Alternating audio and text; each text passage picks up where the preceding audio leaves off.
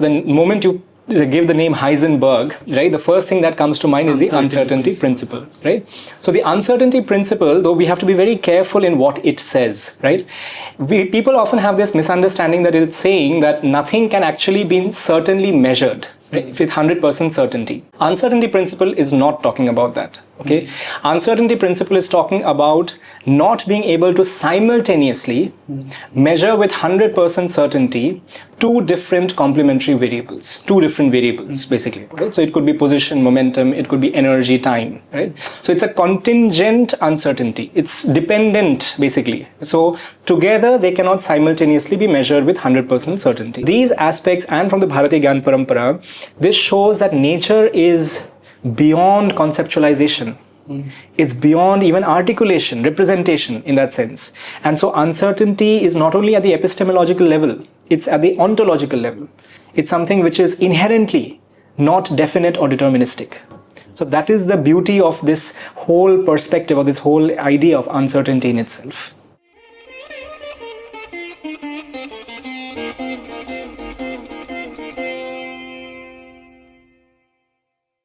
Namaste. Welcome again on Sangam Talks. We started this series on physics, and physics from the perspective of IKS, Bharatiya Gyan Parampara. And we have with us Dr. Mrityunjay Guha Majumdar. Thank you, sir, for coming in. Okay. And so we started this series because all know that physics is a subject which emphasizes on empirical studies. But still there is some space where it's exhibit a certain sense of decoherence. But we will find that, and from the narrative of such a person, Dr. Mrityunjay Guha Majumdar ji, who is right now an adjunct professor from National Institute of Advanced Studies, Bengaluru, and he is you can say an authority on quantum studies, which is the advanced physics. So today we will start with the empirical study on uncertainty, the uncertainty within the quantum realm. So sir, thank you for coming. Thank you. So I will start with that question, that quantum uncertainty is fundamental to the workings of the universe. How does the Bharatiya Gyan Parampara perspective relate to uncertainty, indeterminacy, and the probabilistic nature of reality in the universe? Thank you, Debasis. Uncertainty in itself is a very important part of quantum physics. And we have had conversations before on the aspects of quantum physics. We have had conversation on statistical thermodynamics. And in that we saw elements of randomness, of elements of stochasticity, as we call it as well. And not the idea that not everything is deterministic, right? This idea and this concept, which we had covered in, I think, the first conversation we had. So in the Bharatiya Gyan Parampara, uncertainty has a major role to play. It has, in fact, been hardwired, you would say, or embedded in many of the different darshan, the Shad darshan, as well as many of the textual references as well that we find, which are extant, which are available to us. So the most celebrated one, of course, would be that from the Rig Veda, particularly the Nasadya Sukta. And in that there is the famous shlok, Nasada Sinno, Sadasit Danim, Nasidrajo no Vyoma Paroyat, Kimavariva Kuha Kasya Sharmanambaha, Kimasid Gahanam Gabhiram. Right? Which means that at the beginning of the universe, there was neither non-existence nor existence. There was a state, which you can call, for a lack of a better word, a fluidic state, a state of, which was beyond the realm of the skies, beyond the realm of the space itself. And there was darkness everywhere. There was darkness everywhere, and water was present all through, right? So that is the whole idea behind this cosmic water. Right? The cosmic water, so to say. Now, this shlok has a great relevance when we talk about uncertainty, because this shlok actually hits at the very basis or the very plinth of the universe as we know it, and it is what we regard in today's philosophical terms as a highly non-absolutist idea, right, or a construction, right? So it is saying that that which is beyond existence and non-existence, right, which is itself a very difficult thing to understand, because if there is something which is not existent, by definition, by the binary we are all familiar with, it should be non-existent, and vice versa. But in this case, it's being spoken of as that which is beyond either of them. So this aspect of what is the reality of the universe, right, and having a certain aspect to it, that we know that this is the reality of the universe, is something that the Nasadya Sukta goes against. It has something, as we call it, epistemic humility, right, which is that we have a certain humility to it in saying that maybe we do not know. And which in today's world I think is dissipating, is badly in need, because the whole idea of certainty comes from this basis or the idea that we know, and that also comes from the idea of ego, or ahankara, as it is called in the Bharatiya Gyan Parampara. And ahankara by itself is something which has been spoken against. In fact, when we talk about yoga and we say chitta vritti nirodha, that is basically the idea that you are moving away and you are having certain elements of individuation, right? We have this idea that we are not part of that underlying reality, so to say, that reality of the chitta, the consciousness element. And that is when the problems start, right? Even in the world that we live in today, we see that the element of individuation has become so absolute that there is very little that people think in terms of relating and correlating. Right? These two elements, relating and correlating, are so very important when we think about this aspect of things. Now, in quantum physics, there was a gradual movement from the early part of the 20th century. So I think in the first conversation we had spoken about Max Planck in 1900. We spoke about Albert Einstein in 1905. However, till about 1925, quantum physics was what is called as old quantum physics. It was not, I mean, there's a nomenclature. A lot more deterministic.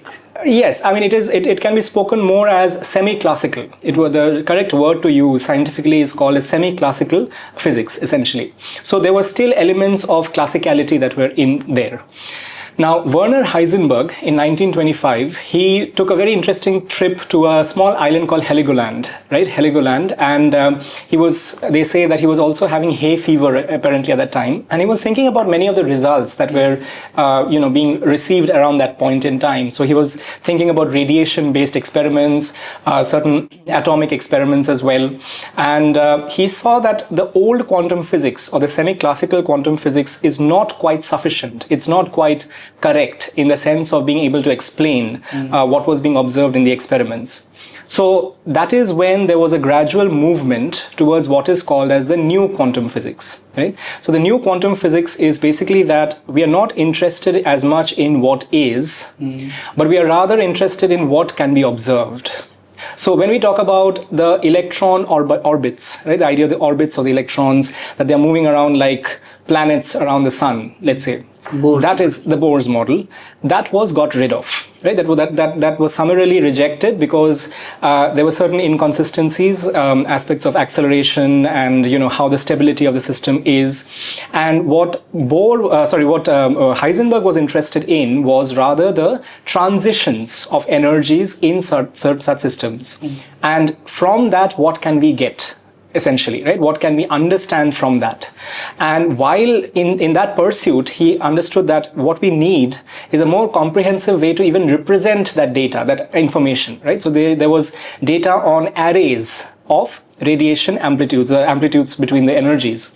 And from there, from arrays, we very naturally move towards this aspect of matrix mechanics, as it is called, right? So long story short, in 1925, and that is why this year, the current year, 2025, is regarded as 100 years of quantum physics, right? So the United Nations has regarded this as the International Year of Quantum Physics.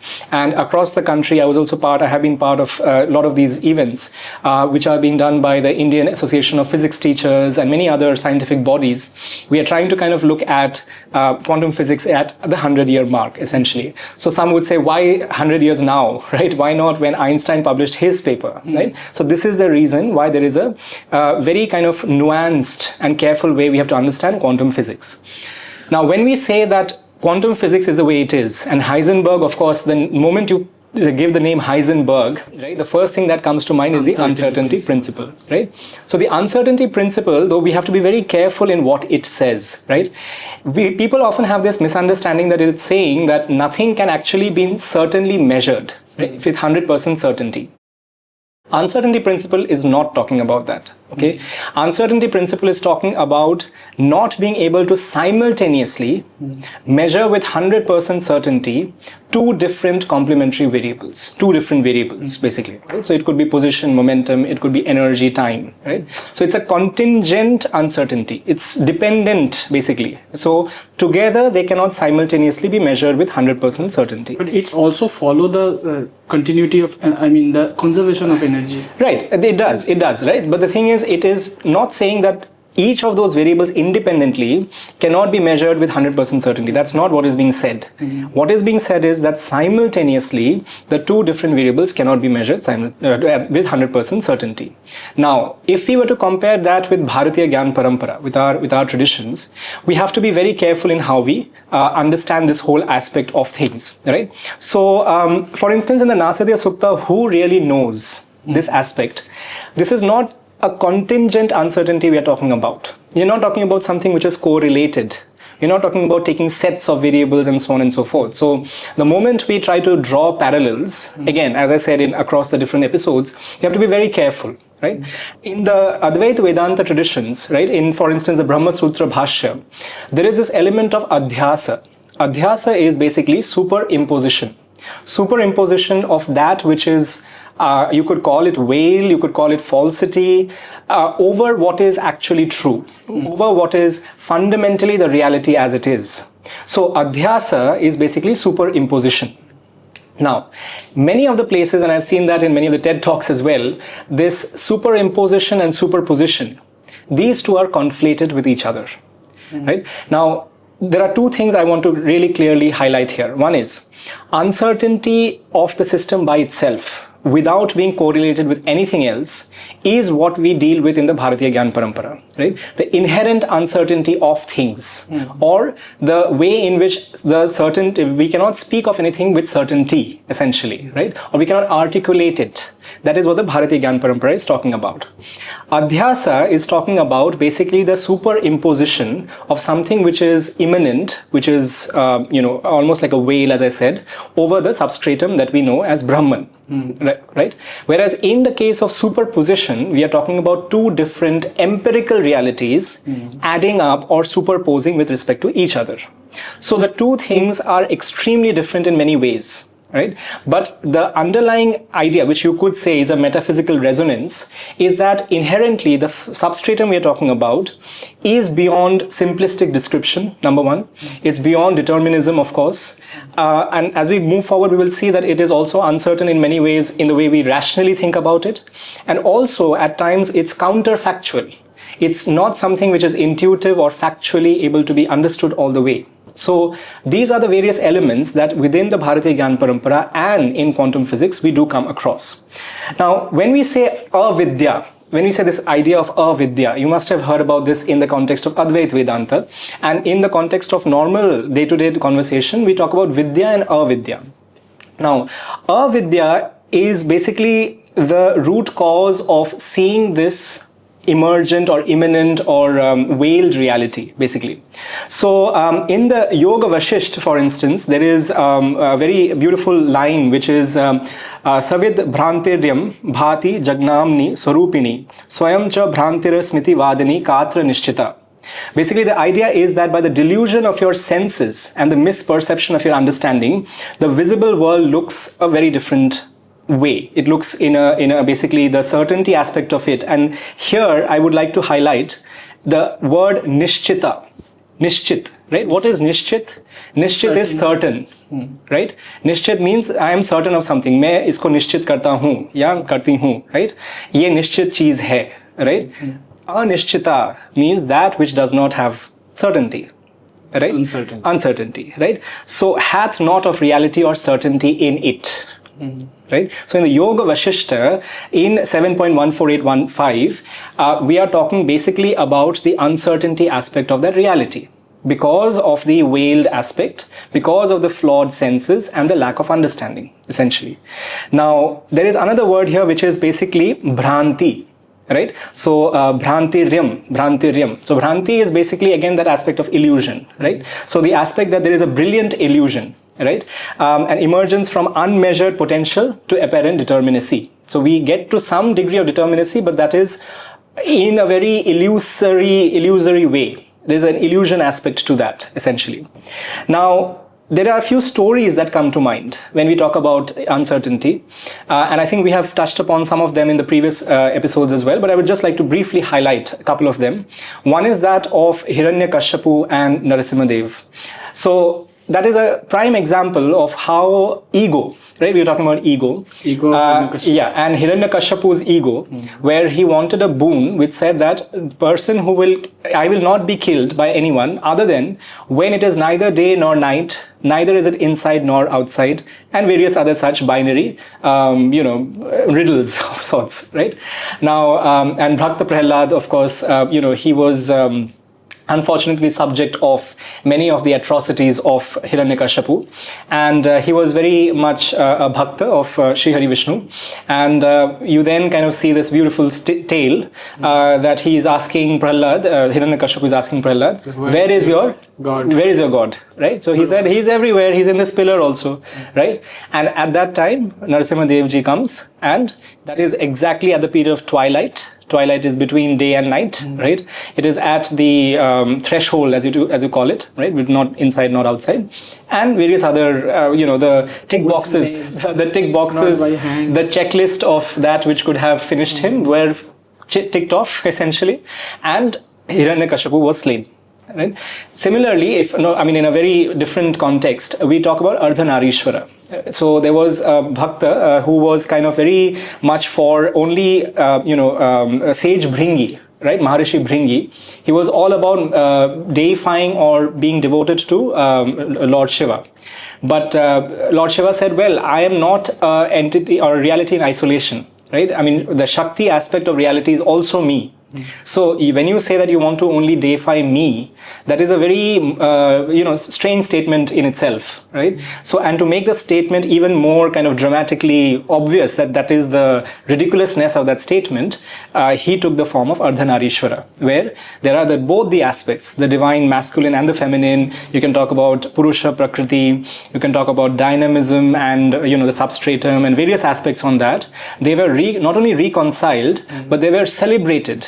Right? Today we talk about Ardhanarishvara as a very important form. Exactly. There is no way that you can define something in isolation and it is reconciled. So when you say this binary aspect in both these stories, there is no binary. When we are talking about the reality beyond causality, space-time and various aspects of it, right? Which is exactly what the Nasadya Sukta also spoke about. So when that is not even definable, that is not able to be defined, how do you have certainty about it? And the moment you say, I am certain or I want to be certain, right? That X, Y, Z cannot vanquish me, right? If I'm a very egotistic king, let's say, or an Asuric king in the Puranic tales, then I would say, well, let me take a boon of that kind. And that is exactly what even Ravan did, right? Ravan took a boon that nobody, not the Devatas, not Asuras, not Gandharvas, all the different categories, which he thought could be possible threats. He never thought that human beings would be a possible threat. So he said कि वो मनुष्य को नहीं रखा उसमें, उसके अलावा सबको डाला. And भगवान ने फिर मनुष्य रूप में आके ही उनका अंत किया, right? So this beautiful aspect of how the frontiers of how much you can stretch it, right, about the absolutes, there is a reality even beyond that, right? And that is what is brought out in the Purans, the Upanishads, the various different texts of the Bharatiya Gyan Parampara as well. Wow, I mean that shows that it is very silly to say that all Puranas are just stories and all, with no meaning in it. Right. So, sir, my second question will be, how do the concepts of anirvachaniyatā in Advaita Vedānta and Anikatavad in Jain philosophy provide insight into the interpretation of quantum phenomena, particularly in relation to Heisenberg's uncertainty principle and wave particle duality? Right. So the whole idea of physics or science is to be able to represent different degrees of freedom, different properties, characteristics. And the way we do it is usually with a margin of error or a certain element of uncertainty. Now, what Heisenberg told us is that simultaneously we cannot have 100% certainty of very specific kinds of variables.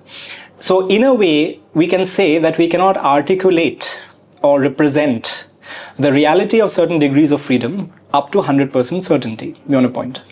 Now, within the Bharatiya Gyan Parampara, we have various elements of, as you mentioned, anirvachaniyatā and anekantavad. Anekantavad, I think we have touched upon in previously as well, but I'll mention some of the points of interest here. And anirvachaniyatā means that which cannot be articulated, that cannot be spoken. Right? Vachan, vak, right? So, anirvachaniyatā, essentially.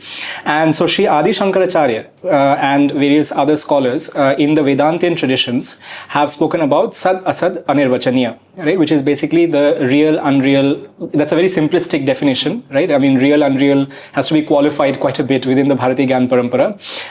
But that also, and the various realms of reality itself at the fundamental, are not articulable in that beyond a point, right?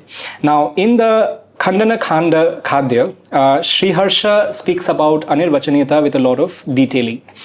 He talks about the element of absolute indefinability, or radical indefinability, as some people also call it. And there is this is a cornerstone of this dialectical approach. Okay, and so you keep on kind of having these, there is no definition, basically he says, no definition or lakshana which can even move towards defining that final reality, so to say.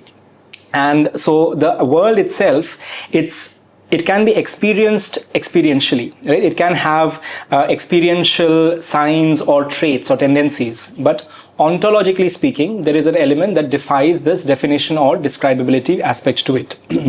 Now, within Nyaya Vaisheshik, right, we had touched upon Nyaya Vaisheshik previously, and I think you mentioned about it as well.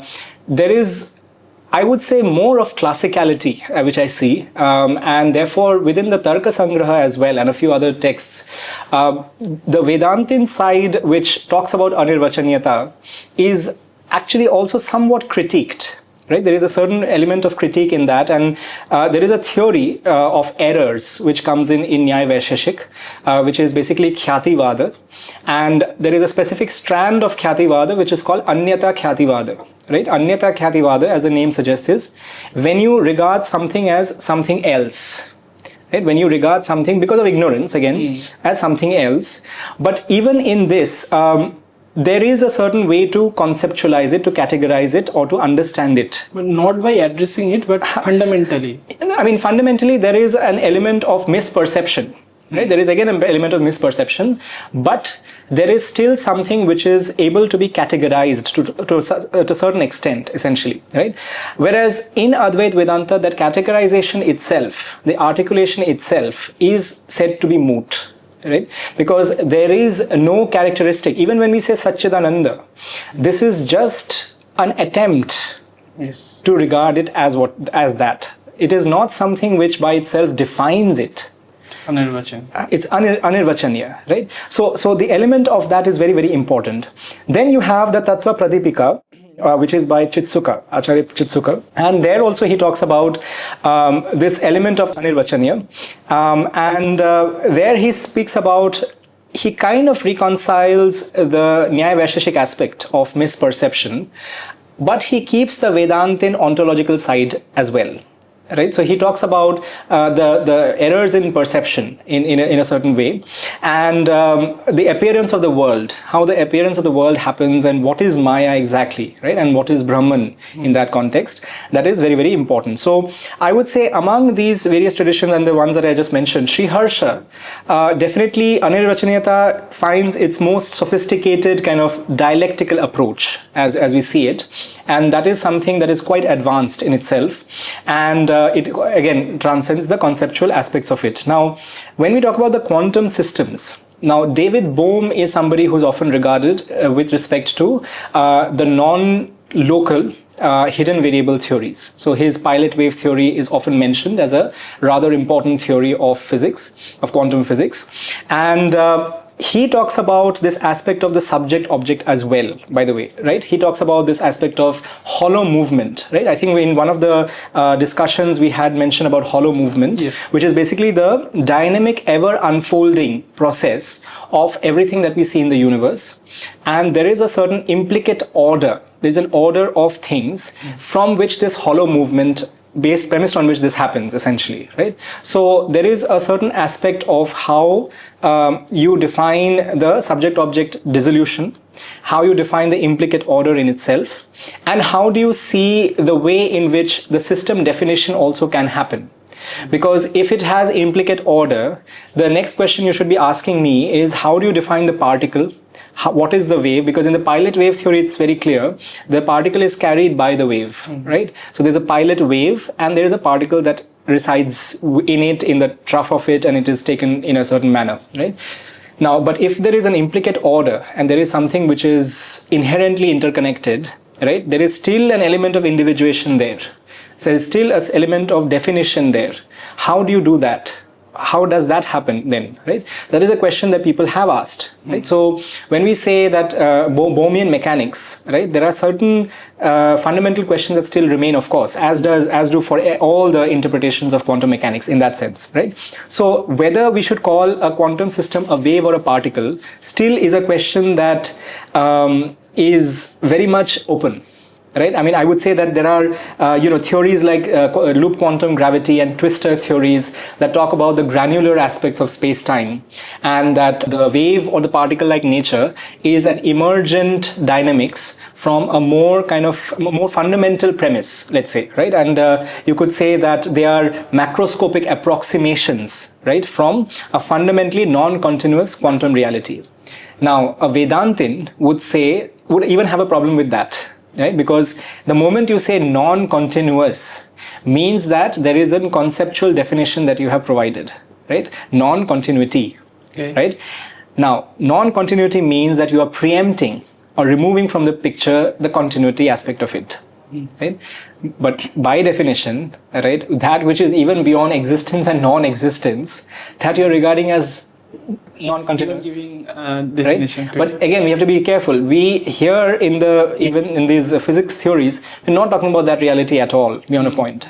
That is a spiritual reality, and people have hypothesized that when we reach more subtler levels, when we reach more, minuter levels, then that may reach that point. But that is still very speculative. That is very hypothetical as it stands from the physics perspective, right? So the physics perspective still is giving you some qualifiers. It is telling you that yes, there is some discontinuity or non-continuous aspects to it, right?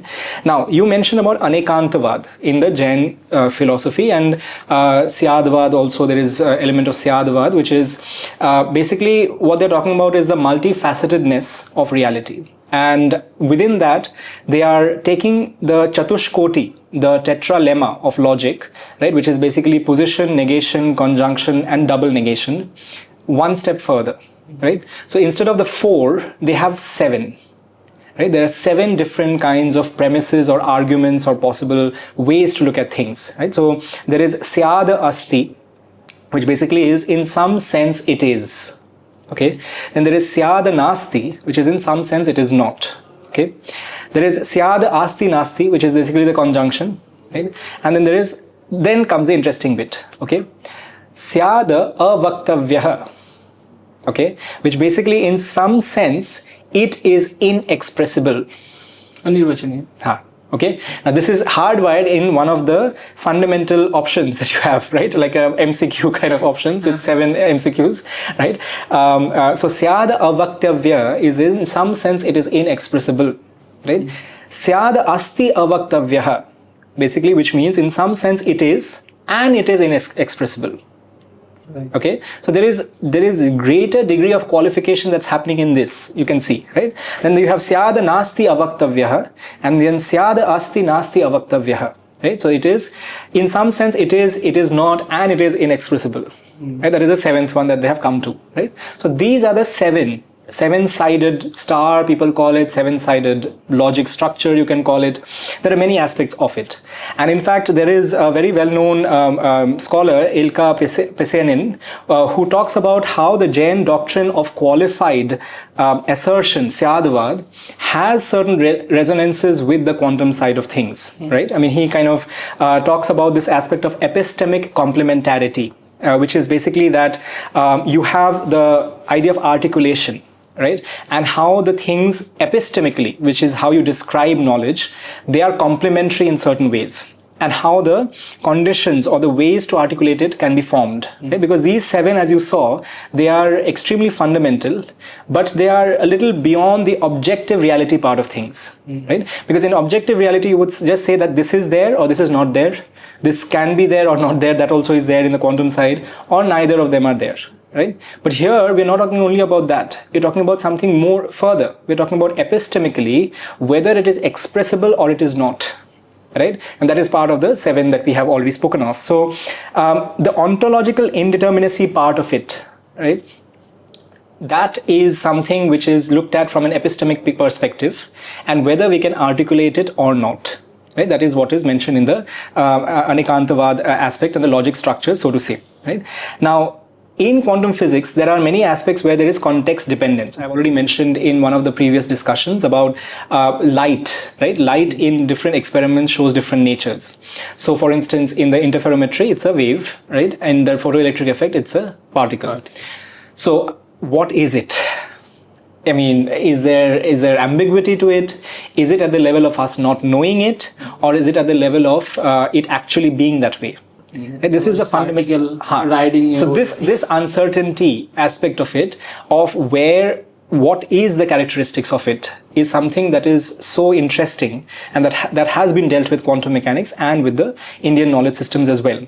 Now, there are certain paradoxes within the realm of physics and mathematics which also bring forward this element of indescribability, or sometimes of logical inconsistency. So for instance, we have the Berry paradox, which says that the smallest number that cannot be described in a certain number of words. We are trying to define the smallest number that cannot be described in a certain number of words. But it just so happens that this very definition kind of contradicts itself. Because when we are talking about the number articulation, the expansion of it, the very way we pose it, where we state it, that itself is going to contradict itself.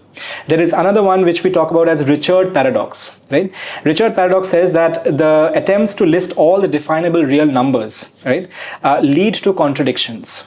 There are some contradictions that exist, and there is no way that you can actually have a complete set of these real number, certain subset of real numbers essentially. So the Richard paradox touches upon that. There is then the famous paradox called the liar paradox. Okay, the liar paradox says that there is one line that is mentioned. This statement is false. Okay. Now you can say that this statement is true, but then that inherently is false. But if you say that is false, but if you are a liar, then you're then how can you be certain? So how do you reconcile that, right? So there's a liar paradox. It's a very simple logic-based binary kind of paradox, essentially. Right? Then you have the Skolem paradox. Skolem paradox basically is from set theory, that when you have some certain kinds of sets, from one perspective, what can seem to be extremely large may not be so from a different perspective. Right? And this element of how the viewpoint matters in the mathematical set theoretic perspective is brought out by the Skolem paradox. Okay? So all these paradoxes are basically what they're showing is that rationality and conceptualization and definition and characterization, these are very limited many a times. And then there are many inconsistencies and paradoxes that exist. Right? So this is only possible to be even doing this up to a certain point, and in a contingent manner, right? Depending on the framework you have assumed, depending on the assumptions you have made, right? Even in physics, we see that. So nothing is absolutely true, right? So the very aspect of articulation and the way to define something within a system of knowledge, that itself is so beautifully brought out by these paradoxes. Even in physics, we had discussed last time, I think, about grandfather paradox, about the twin paradox, right? So these aspects, and from the Bharatiya Gyan Parampara, this shows that nature is beyond conceptualization. It's beyond even articulation, representation in that sense. And so uncertainty is not only at the epistemological level, it's at the ontological level. It's something which is inherently not definite or deterministic. So that is the beauty of this whole perspective, or this whole idea of uncertainty in itself. Right. Life is itself uncertain. Right. And life, not only life, but the universe in general, from the scientific perspective as well as from the metaphysical perspective, from these two very different strands of thought, have been found to have high degrees of uncertainty in them. Right? Uncertainty is itself a moot word, because when you say uncertainty, that means that there is some degree of certainty, or there is an attempt towards certainty. But here we are even breaking at that premise itself. Right? We're saying that even that may not be a valid thing to attempt towards, essentially. And these Indian philosophies, like physics, modern physics itself, never cease to make attempts to find. Right. And I mean, well, there are some texts and other traditions which try to represent some parts of it. Right. Even for instance, Satchidananda, as I was mentioning, is just a experiential kind of expression of Brahman. If you were to kind of go and start thinking about that, right, and trying to understand what is Sat and what is Chit and what is Ananda, and try to put that together like an algorithmic kind of joining of the blocks, I'm sorry, you will not get Brahman. Right? No. So the point is, that is just a very provisional way to help you in that direction, potentially, or just hint at what it is. But unless you experience it and you go at the very fundamental level, it's anirvachaniya, essentially. So that is the idea. We are not looking outwards in Bharatiya Gyan Parampara. No, we are, because even in that, I think we talk about the different elements of... I am telling in context that aham Brahma. Right. But the whole idea of inside and outside means that's really Abrahamic thought. Not only that, it means that you are individuating. You are making a structure, a boundary, right? Iske bahar is outside and iske andar is inside, right? That boundary itself is a very, very dubious thing to do. Even within physics, when you talk about closed systems, right? There is no ideal closed system in the universe, right? There is always some flux of energy, matter, correlations, a lot of different things.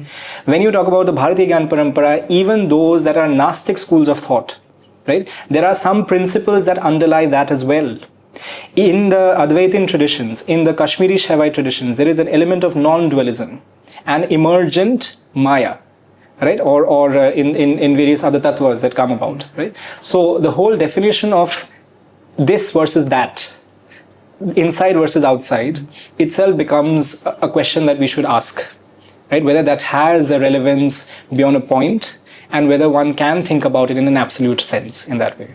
It's not like we have to be afraid, like life is uncertain and all. Right. But life, our point of view, our philosophy is like absolutely that it's Maya. And not only that, the beauty of this creation, and I often say, creativity is full of uncertainty. Right? If I were to have art, like art and craft in the schools or other places, right? Expressions of artistic expressions. And if it is like a factory made line of same things, it's beautiful. I can have beautiful tiling or, textile with some patterns and so on and so forth. But then art in itself has an element of subjectivity to it, right? It has something where every artist has a different style, right? They have a different way to look at the same reality, right? There is Impressionism, for instance. There is, Cubism in the Western context. Even in our traditions as well, there are many different art forms from, Braj Mandal, from Rajasthan for that matter, and many other areas, right? Even in Bengal for that matter, right? When we talk about even poetry, even music, when we talk about articulating something, right? Like, for instance, nationalism, right? Or when we are talking about the beauty of nature, right? Rabindranath Tagore, when he was expressing himself, the ways he brought together very different areas, right? He brought about the emotions of it, right? The subjective element of it. There was so much of not being certain about things. Right? If he would have gone with, let's say, I don't know, Wordsworth, what he said about daffodils, or I don't know, somebody else said about something else, he wouldn't be Rabindranath Tagore. Right. He would be a acolyte of Wordsworth. Rabindranath's songs, it's hard to categorize them in Puja Parjay or Prem Parjay. And when that connects with you, right? Any music or any art form, that for that matter, any emotion for that matter, there is no logical reasoning for that. In fact, there is no linearity also at times about it, right? So the whole idea of articulating it, people are trying. I mean, people say that chemical reactions are causing the emotion / whatever in the brain and the body and all that. Very good, very nice, right? But the whole question of qualia still comes back, right? Even if I were to be able to define that entire process as has happened in the body and the new nervous system and so on and so forth, will I be able to replicate or understand completely the essence of that experience, right? And the answer till now at least is no. And our traditions say that it will never be, because there is something which is slightly beyond. I mean, obviously these levels, at the emotional level, it's more imminent. At the more fundamental level, that's what they are talking about. But even at that level, at the imminent level, there are things that you cannot articulate, right? And you can articulate up to a point, right? If I say that I am liking something, I'm liking seeing the moon in the sky, right? What of that sight am I liking? Right? What part of it is it that I'm liking? How am I perceiving it?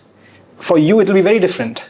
You probably are also liking it, right? But there's a very different way to look at it, right? So this element of anirvachaniya, essentially, is also seen in day-to-day life. I mean, there are things you just cannot articulate. So I'll say, like, don't be discouraged. Absolutely, You can't absolutely. understand, because scientists like Einstein failed to understand Right. uncertain And in fact, people did say that those who say we understand quantum mechanics don't understand quantum mechanics, right?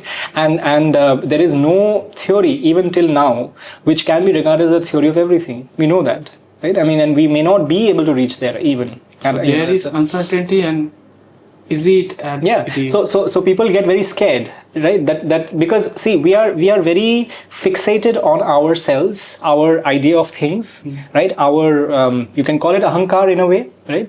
And that we should be able to know, right? Given XYZ parameters, axioms, theorems, right? All of the universe should be explicable.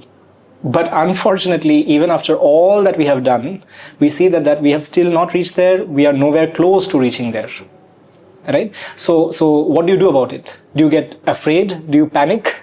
Right? Because I've seen many a times, especially when there are disturbances, right? Both at the personal level, at a more broader level, and you don't know what will happen next. Right, like in a thriller movie, right, or a murder mystery, right? So this is like you don't know what is next. But in that uncertainty, can you find stability and can you be calm? Can you naturally be calm? Not that you're thinking about it, right? नहीं पता है आगे का.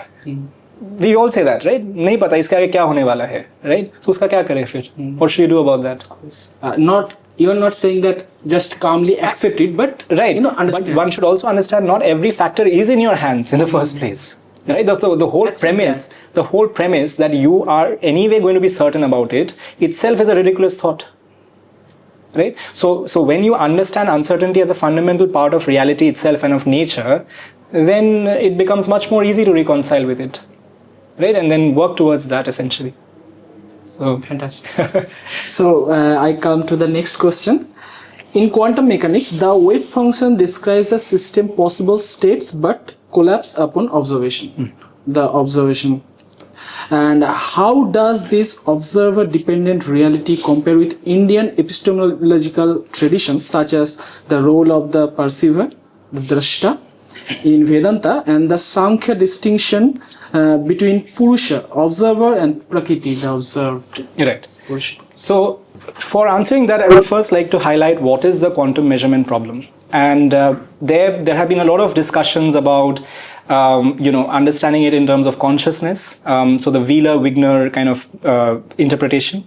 There is also the other extreme which talks about only decoherence, and I also had mentioned about it, but there has to be a little bit of a qualification there which I would like to present. And the idea that we go from a probabilistic aspect of reality towards a more deterministic one, of course, holds true. Right? There is a probability that precipitates to a deterministic state. But the way to interpret it has many different interpretations as such. So the Copenhagen interpretation, of course, talks about the probabilistic collapse. The many worlds interpretation would talk about the worlds themselves diverging and us being in one of them, or in certain specific one. And quantum Bayesian philosophy or interpretation talks about the degree of belief of the observer.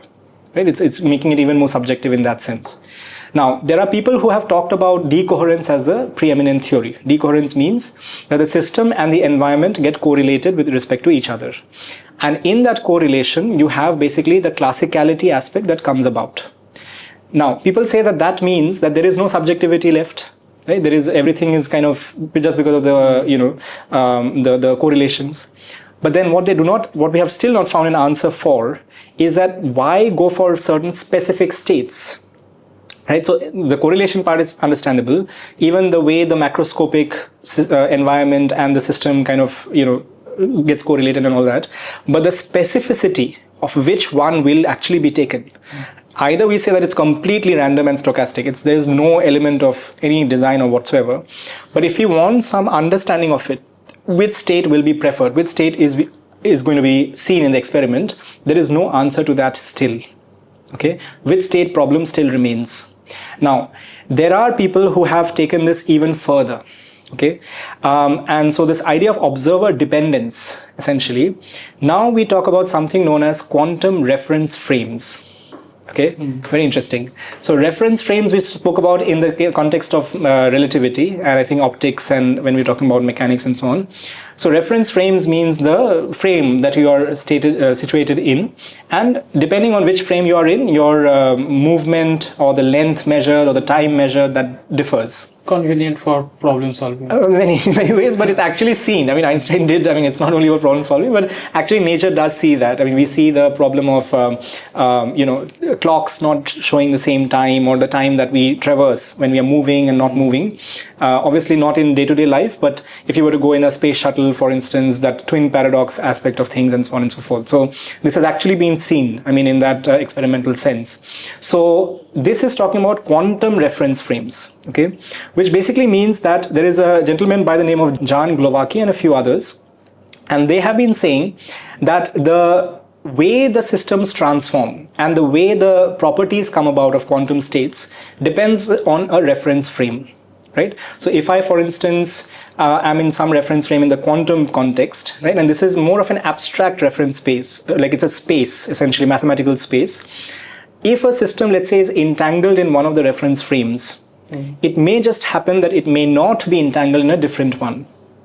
Okay, it's kind of like, for instance, in the reference frame idea in the relativity context, we say that, we give an observation about something, let's say, and somebody in a different frame will give a very different observation altogether, right? Similarly, in the quantum reference frame idea, the idea is that dependent on the reference frame that we are in, the characteristics, either entanglement or superposition or contextuality, that all is dependent on which reference frame we are talking from. One short question. Yeah, please go ahead. Yeah. Is it possible to, having the observer and the observed in the same reference frame? Observer and the observed is fundamentally not possible. Well, I mean, when you're talking about reference frames, the frame is not the observer or the observed. Right? It's more, you can think about it more in terms of mathematical structures, right? So quantum systems stay in mathematical structures called as Hilbert spaces, right? So in the Hilbert space perspective, there is something known as a group and a groupoid. Group and a groupoid, right? And I think I've been briefly touched upon the idea of groups. Now, in the groupoid perspective, there are certain kinds of symmetries that exist, which is a little more than in the case of a normal kind of group aspect. And the Hilbert space, the mathematical structure, is the frame that is kind of characterizing the frame of sorts, right? So the idea of the fixed global Hilbert space, right? Just like in Einstein's times, we said that there is no absolute space and time, right? Is Brahmand mein ek ghari nahi hai, right? Every frame has different clocks, essentially. Similarly, in the quantum context, we can say there is no global Hilbert space. There is a context-dependent and frame-dependent perspective on quantum physics. So obviously, right? Obviously there will be certain differences, essentially, right? So the idea of observer dependence has been taken even further now, right, by Jan Glowacki and various others in that sense, right?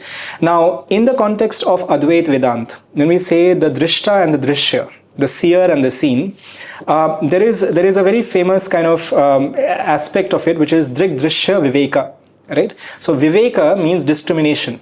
Discrimination in the right sense, not discrimination in the sense of social discrimination. Discrimination in the sense of spiritual discrimination or conceptual discrimination of that which is correct, or you could say the substratum at its most fundamental, and that which is not. Right, that which is more kind of emergent in that sense. So Drik Drishya Viveka talks about the various layers of nuance that comes in, and how do you discern what is true and what is not, essentially, right? So in Advaita, there are basically this aspect of Sakshi, right? The witness consciousness, essentially, and the idea of experiences, the Anvaya, right? That has a very big role to play. That is a very, very fundamental aspect of things, and this remains invariant, right, or largely unaffected by different kinds of fluctuations. Okay, different kind of we call it Vyatireka, which is different kinds of fluctuations. And so the idea is that that level of reality we're talking about. So in the Mandukya Upanishad, in the verse 7, we talk about something known as Turiya, right? Turiya is the fourth state, right? Now, what are the first three states? Waking, dream, and deep sleep state. Okay. Waking, dream, and deep sleep state. The fourth is Turiya, which is mentioned in Mandukya Upanishad, verse 7. Right? Now, the idea is that is something even beyond deep sleep. Okay? And that state is the state of our fundamental reality. So when you go through the Mandukya Upanishad, they give the various characteristics of these states very, very beautifully, right?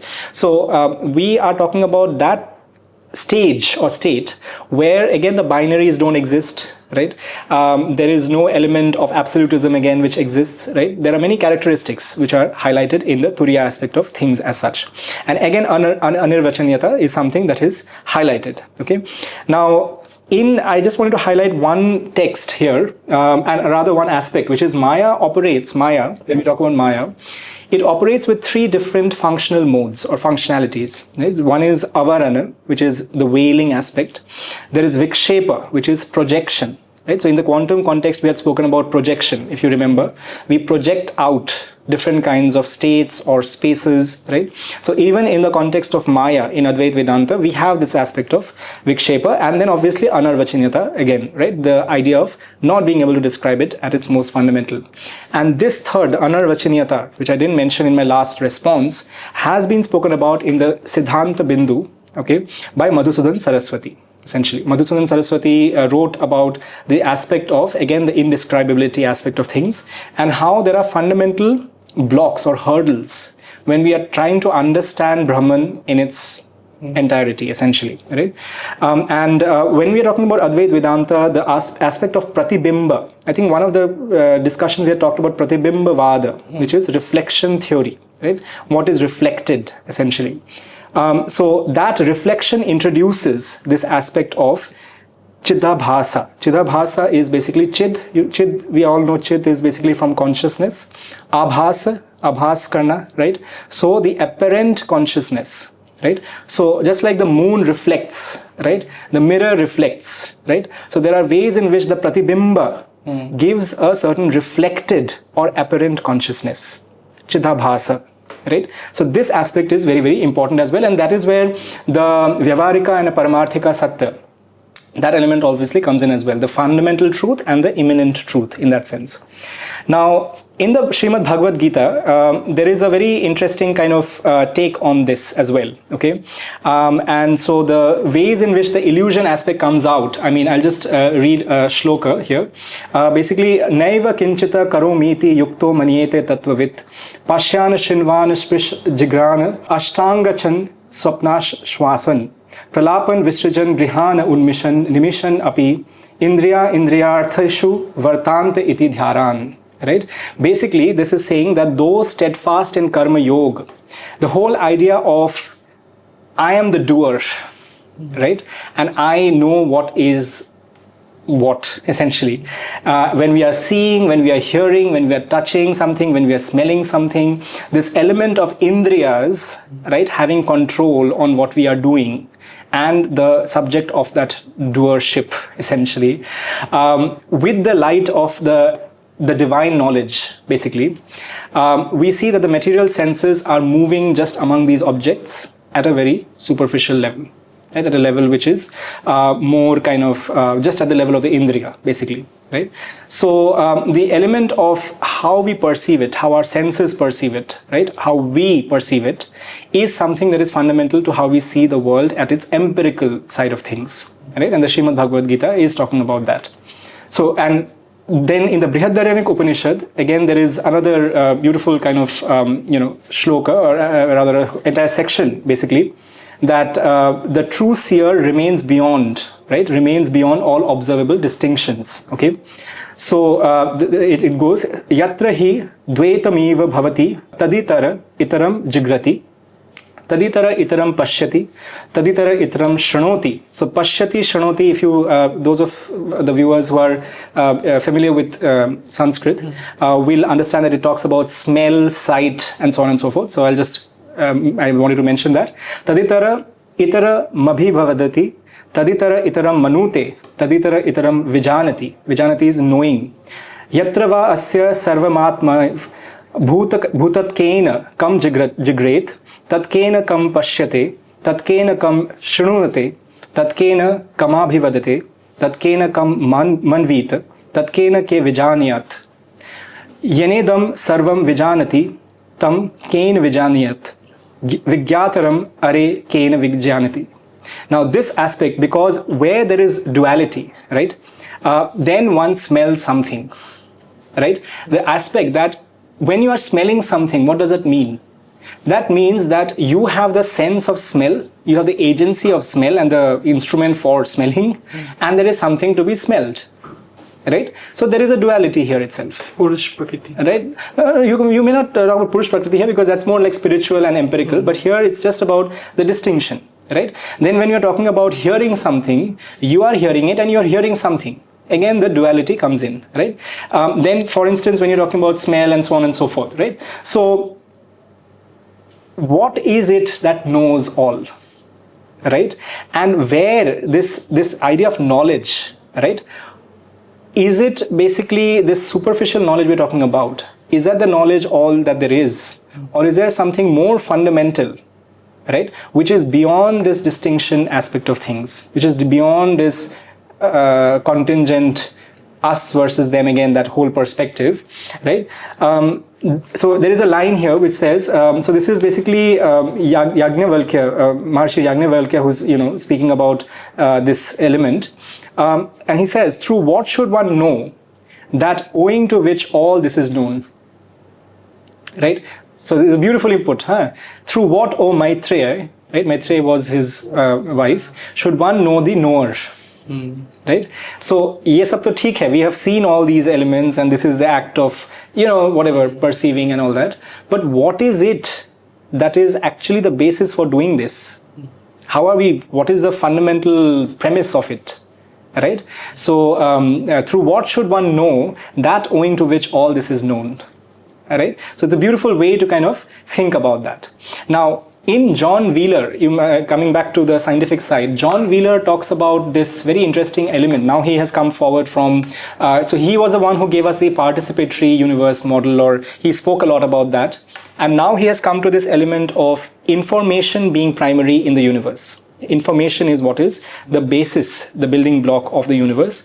And the very well-known kind of theory which is called it from bit. It from bit, right? Bit is 0, 1 bits in the computer. So it is all that we see in the universe, right? So all that can be explained in terms of bits or information structures, basically.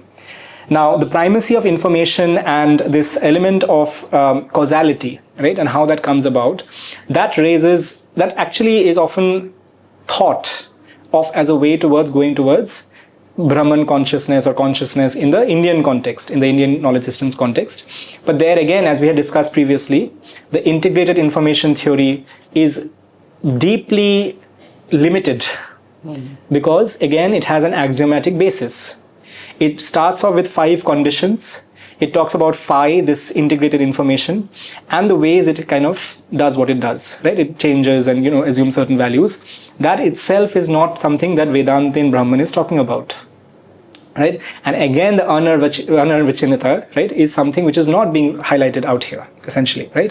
So there is a very important aspect that we need to kind of highlight here of the witness itself, right? In the Sankhya philosophy, we have Purusha Prakriti, right? The Purusha Prakriti, and in Ishvara Krishna's Sankhya Karika, the totality of existence in this context has been defined in many different ways.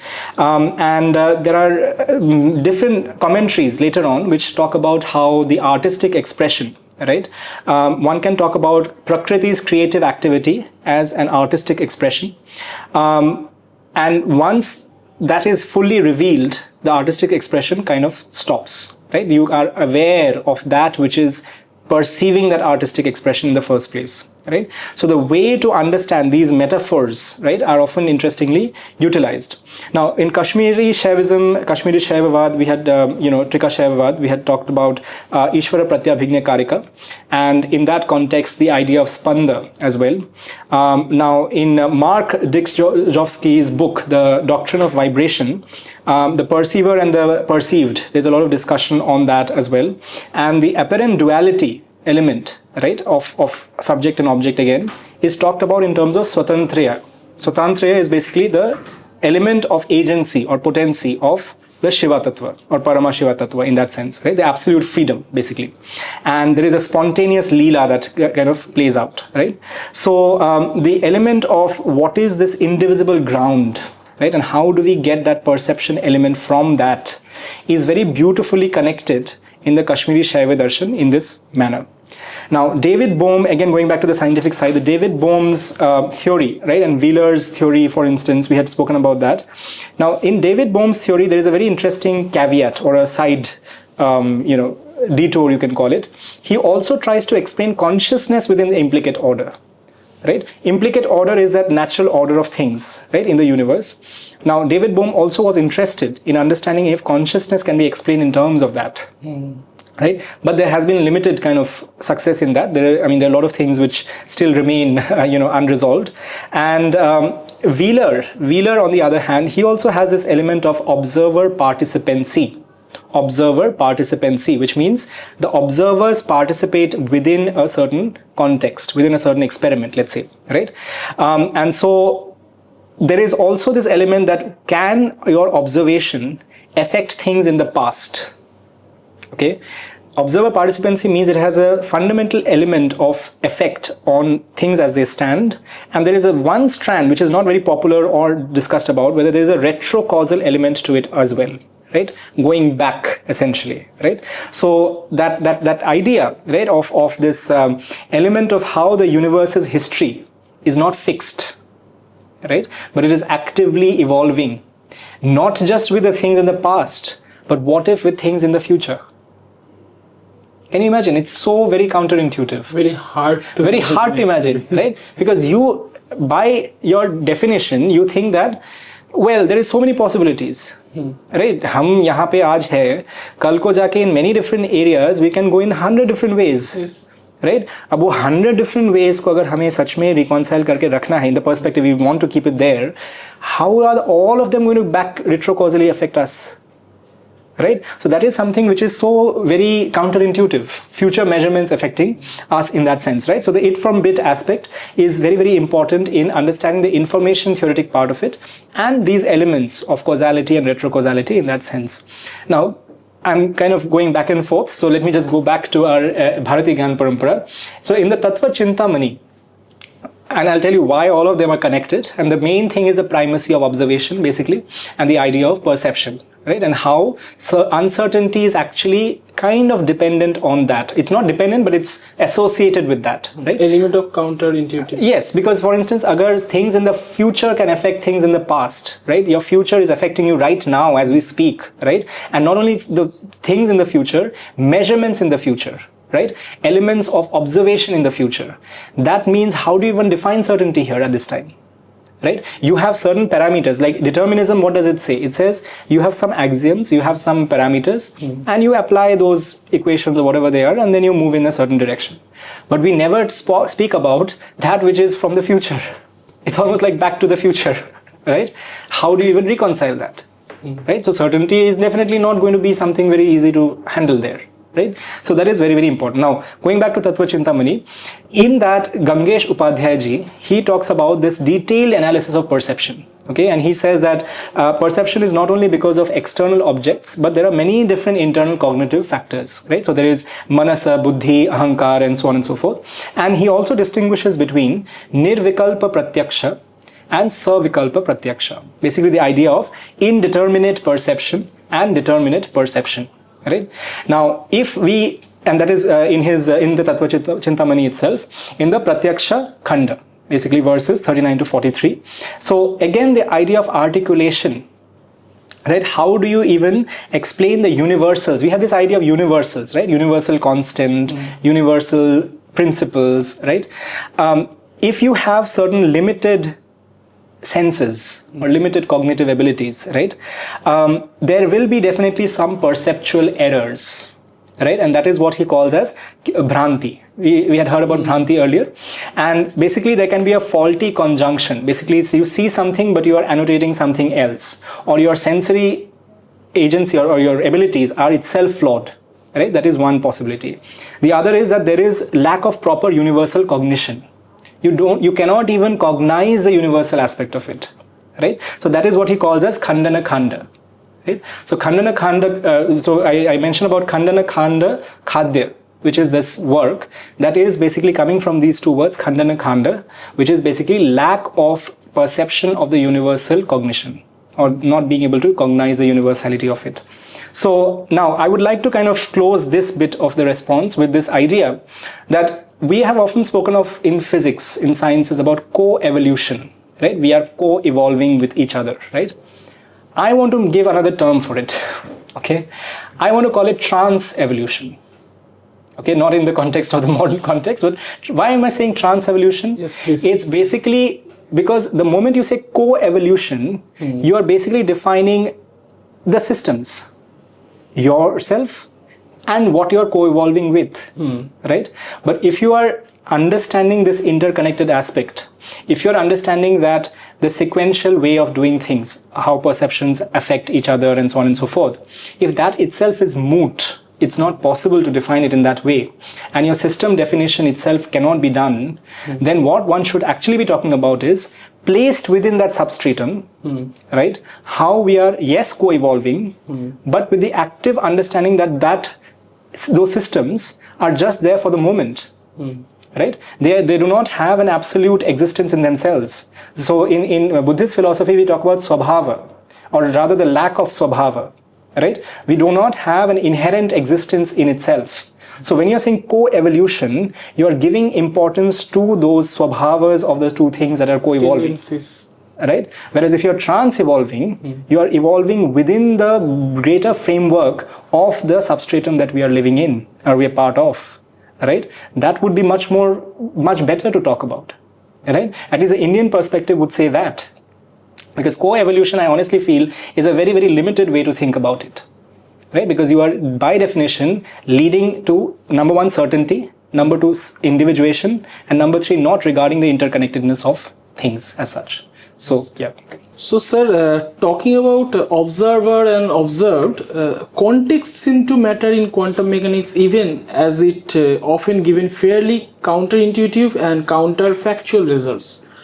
Do we find such aspects in the Bharatiya Gyan Parampara? So context actually is very, very important, because as we have seen that when we're talking about perspectives and observer participation, by definition, that means that we have to regard the frame of reference. I was talking about quantum reference frames and the way we define from that perspective with regards to the specific viewpoint, essentially.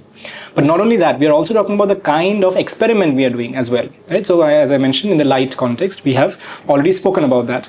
So there is a very well-known theorem which is called the Kochen Specker theorem from 1967, and that says that there is no possible way to actually allocate non-contextual and pre-existing definite values to all the quantum observables as such.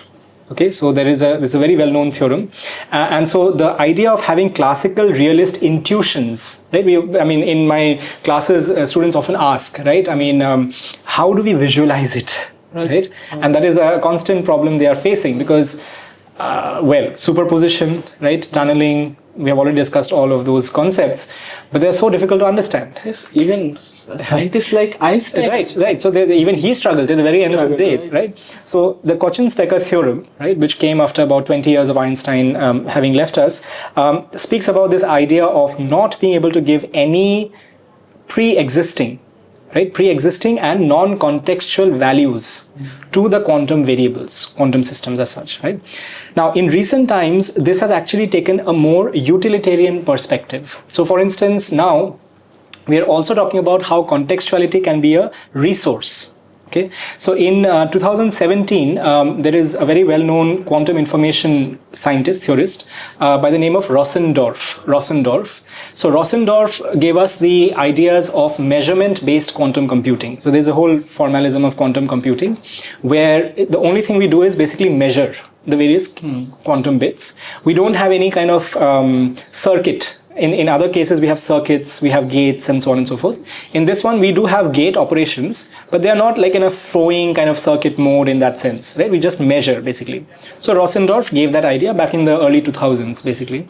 Now, in 2017, he took that a little forward. He said that the measurement-based models, the contextuality is very, very important in that. Okay, and the experimental tests have shown that there is a state-independent contextuality, right, which is what is giving you a lot of the results that you are getting. And not only that, it is also leading to resources within quantum computing, information, and so on and so forth, which is non-trivial, which we have to kind of take into consideration when we are thinking about this aspect of things, right? Now, in Heisenberg's uncertainty principle, we have come actually a little forward from that now. So in 2010 and 2023, there were two papers that were published, which talks about how the uncertainty principle has gone beyond into what is known as entropic uncertainties. Okay, so there are some things called as entropic uncertainty relations. So that basically talks about how the quantum theory and the correlations, right, they also can be thought of, because when Heisenberg gave his theory, we just had wave particle nature, right, or we had basically the indeterminacy of position, momentum, energy, time, and so on and so forth. Now, we have come a long way from that, right? So if 1925 to 27 was when he spoke about that, after that in 1964 we had John Bell and Alan Aspect and others afterwards, of course, talking about entanglement and correlations. So a natural question that should come to mind is that shouldn't that also be a part of this, right? Shouldn't the quantum correlations or entanglement, does it have a role to play in wave particles or in the uncertainty principles? So it was seen in recent years, last 10-15 years, that it does have a role to play, right? So in fact, the wave particle duality is no longer a duality, it has become a triality, according to some people, some works, research groups, which talks about entanglement concurrence, entanglement characterization, and how that places a constraint on the wave particle duality, right? So there is a third aspect to it, basically.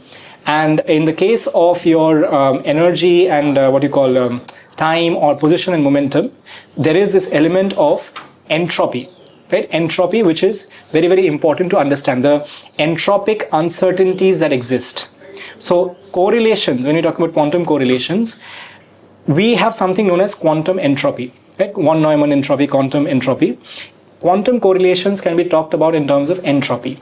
So when we are going from just the Heisenberg's uncertainty principle towards an entropic perception of uncertainty in that sense, then we are talking about going further from the quantum theory as it existed towards a theory which also takes into consideration the correlation aspect of things, right?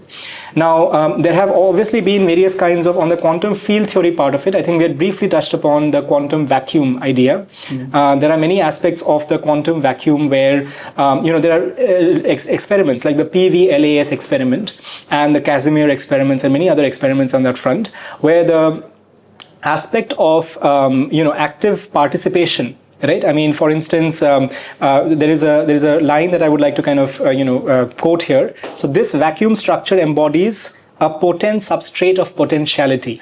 Right. This vacuum, the quantum vacuum we are talking about, from which everything is coming in the quantum field theoretic part of things, consistent with interpretations that frame the vacuum as an active participant in particle generation and annihilation. Right. A perspective continuously enriched by non-perturbative techniques and field theories that take into consideration topology, right? Topological aspects of things, right? So there is an active participatory aspect of the vacuum itself, right? Which we have to be aware of, because if you know, the quantum vacuum is like a sea, like a frothing sea, from which constantly things are coming out and going back into. Right, so that is a very important aspect. And now we also talk about the idea of collapse itself. Right, there is a lot of discussion on weak measurements and so on and so forth. I think we had briefly touched upon it. Weak measurement is basically when you have quantum measurement that does not quite collapse the system, basically. Right, so again, the way you do it, the basis that you do it in, that defines the context, basically, and the kind of outcomes that you will get, essentially. Right, so that is very, very important. Now, in the Bharatiya Gyan Parampara, there is the first school of thought, the first darshan I would like to highlight in the context of contextuality is of Purva Mimamsa, right? The Purva Mimamsa school of thought, because in that Mimamsa, as people often kind of confuse it as just orthopraxy, just ritualism for itself, but within that ritualistic aspect, there is so much of metaphysics, spiritual insight, and so on and so forth, that is very important to understand. So Mimamsa talks about Shabda, word, and Vidhi, right? Vidhi as an injunction that is utilized. And so in any ritual, right, the shloka or the mantra or even the ucharana, which is basically the various aspects that we are using, has a context dependence in a very, very deep way, in a very fundamental way, essentially, right? So according to Sabara's Bhashya and even Kumarila Bhatta's Shloka Vartika, the meaning of a Vedic utterance is never quite a fixed semantic object. It's never a fixed semantic object at all, right? So instead it unfolds with the Kratu Sutra, which is basically the ritual sequence. The sequentiality is very important, right? I mean, in my book I had mentioned about non-commutativity, right? That is, the sequence matters, right? If you change the sequence of operations, if you change how things are happening, it would be a very different result altogether, right? That is not true for classical physics, by the way, but in quantum and in many IKS aspects, that is indeed very, very important, right? So now so how is that sequence defined? How is the context defined in Purva Mimamsa in these aspects? There are certain various elements to that, right? So there is Vakya, which is the verbal context, right? So when you use a shabda in a vakya, right, in a sentence, of course the clause structuring and the way you have composed it has relevance on how it is utilized, how it is deployed, right? Then you have adhikara. Adhikara is authority on one end, but it also talks about intent, right? What is the intent of the person using it with, right? So for instance, we often say that even your thinking or the emotions, right, they define the way the word is delivered, not only delivered, but the energy it also has in it, essentially the way it is, in a bigger context utilized or deployed, right? Mm-hmm. So adhikara is very important, vakya is important as well, right? And then prayojana. Right, the prayojana, which is basically the teleological end, the end of that. What is the purpose of that, essentially, right? So Vakya, Adhikara, Prayojana, that is the Kratu Sutra's parameters, if you will, right? You have to kind of give a parameter of sorts. And so Kumarila, basically argues that words derive meaning not from any intrinsic referentiality, right? But they have something which is Advaita Vedānta. Right, basically, which is the theory that this comes from pragmatic considerations or syntactic considerations. It's context dependent again, right? So there is basically one very well-known kind of word that we have is swaha, right? Mm-hmm. In every yagya, many places swaha, mm-hmm. right? So swaha is basically, it's not trivial at all. Right, swaha in Agnihotra or the Darsha Purnamash sacrifices, it's basically what is known as a kriyanga, Okay, kriyanga is basically the operative act. So kriya is the action or some ritual or what you're doing. Kriyanga is the one that operates or executes it in a way. Right? It's the final touch to it, right? Just like in the Vedas, we have the Vedanga, right? The so, Alankaras, Brahmanas, various aspects of it. So you have kriyanga, the swaha as a kriyanga, right? And so it's not lexically fixed, but it is ritually indexed, essentially, right? And so this in a way mirrors the quantum contextuality as well, because the spin variables are defined in terms of basis, right? And the states that we determine. So if you determine the basis in the sigma z basis, for instance, the way the sigma x will have is very different. And if you were to switch that, it would give a very different outcome altogether, right? So the context really matters, right? Now, in Mimamsa, there is this element called Arthavada. Now, in Arthavada, people often confuse that as commendation sometimes, but it is more sophisticated than that. It is kind of almost like a discursive mechanism, so to say, and within the Mimamsa hermeneutics, as it is called.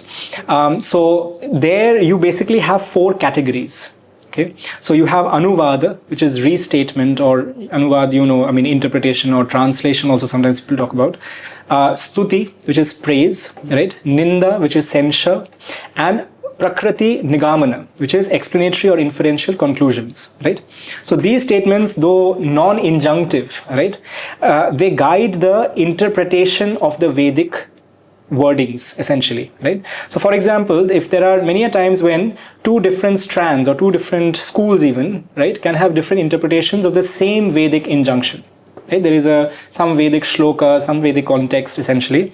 And so pramanya balabal, right, which is basically the relative weight of authority, Arthavada basically comments on that, how to bring about that authority on what it actually is. Right? So Mimamsa and various other schools have often discussed that. That is a very important part, because the rituals, I always say when we use the shloka or the mantra Om Bhur Bhuvat Swaha, right?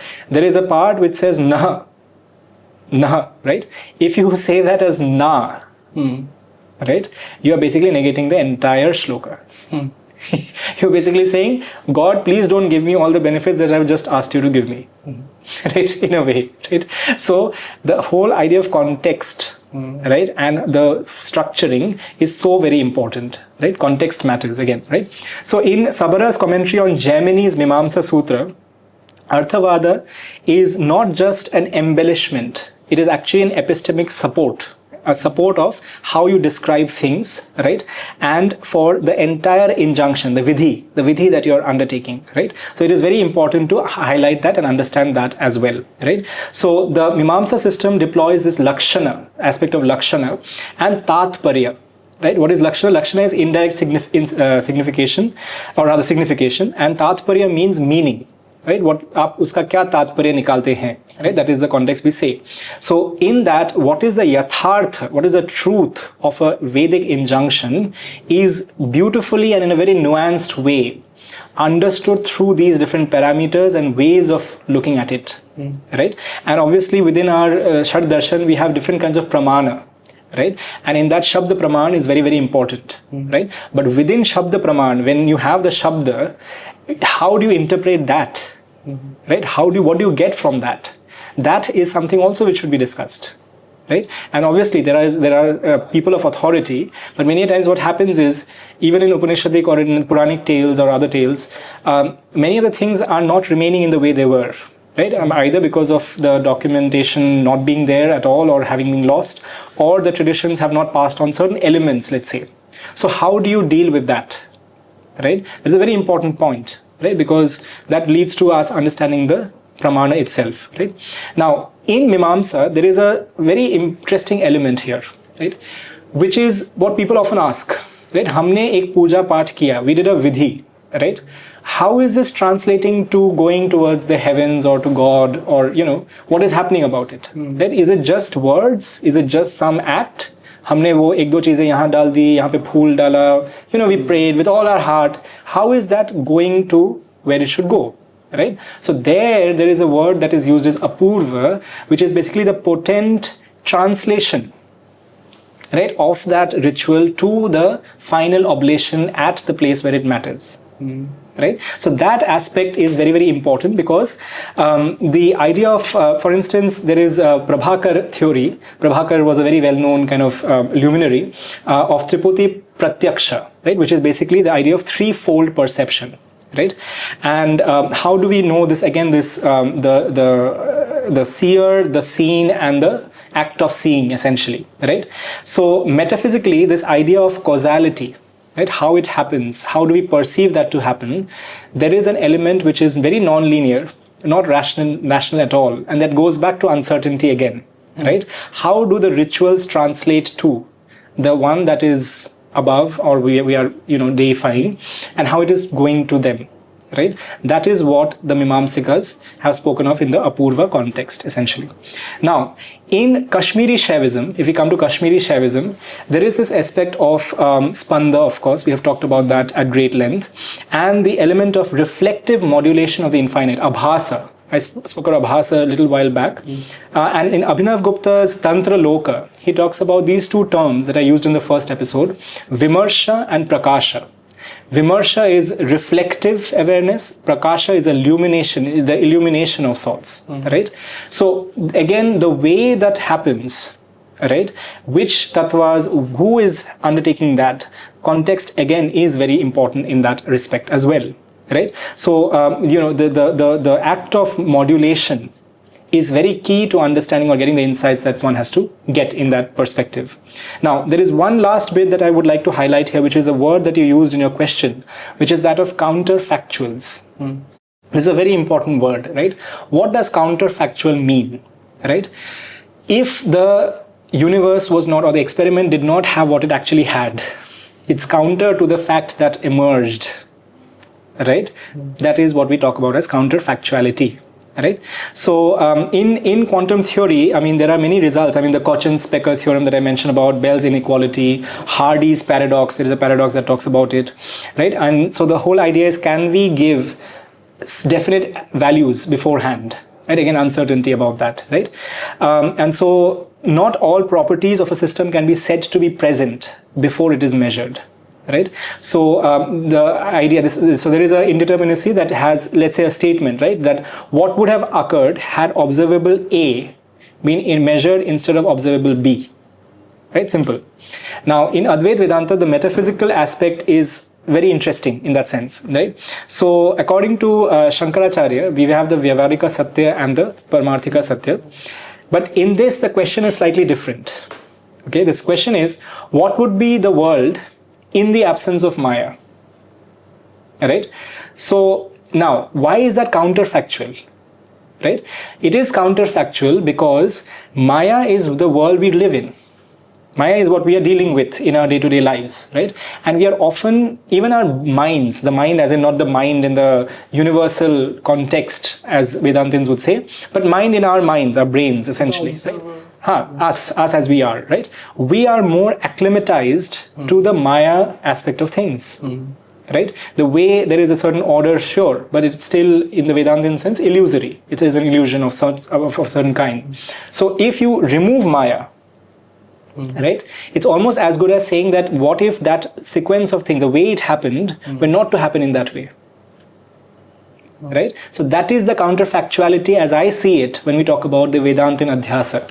Right? If you remove that adhyasa, that superimposition, what would happen? Right? So now, for instance, there is a very famous kind of, and obviously within this, we have to be aware of neti, which we have spoken about, the aspect of negating. Right? Negating not just for the sake of negating to understand the fundamental reality. Right? So this idea of counterfactuality, I would say, is almost hardwired into our traditions, and in fact is used as a utilitarian tool. You have to be counterfactual, right, in many ways, to actually reach where you're supposed to reach, right, in the liberation aspect of, in the spiritual sense, right? So, and so the sublation of these appearances, right, they are kind of let go. Now, there is obviously the very famous, story, or you can say the illustration, which is of the rope and the snake. We all have heard about it, this aspect that, what if there is, this magic trick that people do, there is a magician sometimes, they make a snake go up and stand by itself, right? So some people would, from a distance or in the darkness, maybe regarding that as a snake, right? But that is not a snake, that's a rope, right? So how do you, the question can be, had there been sufficient light, the snake would not have appeared, right? Now that's a very interesting question, because the snake was never there, right? When you say snake did not appear, that counterfactuality is working on two realms.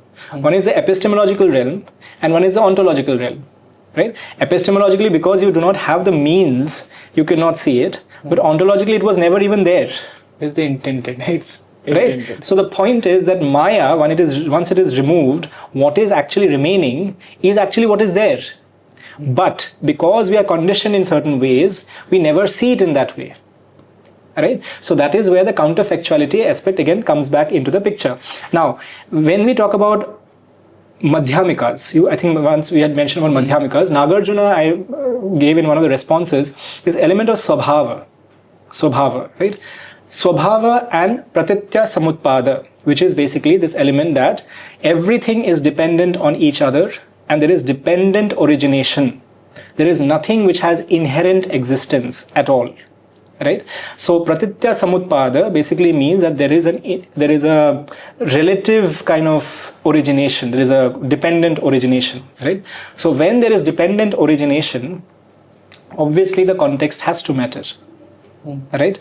Because the way the things are moving, the way the things are happening, if there is no substratum, they don't regard any substratum, right? Although I have thoughts on whether Buddha actually said that, right? Whether he actually denied any substratum whatsoever, I would say he never addressed that problem, right? It's not that he denied it, he never addressed it, right? He neither asserted it nor negated it, right? But anyway, that's a different point. So the logical structure, which we were talking about in the Syadavad case, right? The question is this, the Madhyamika view, that the reality cannot be pinned down by binary logic. Okay, so you have this tetralemma, assertion, negation, conjunction, double negation. What if I say that all these conditions are removed?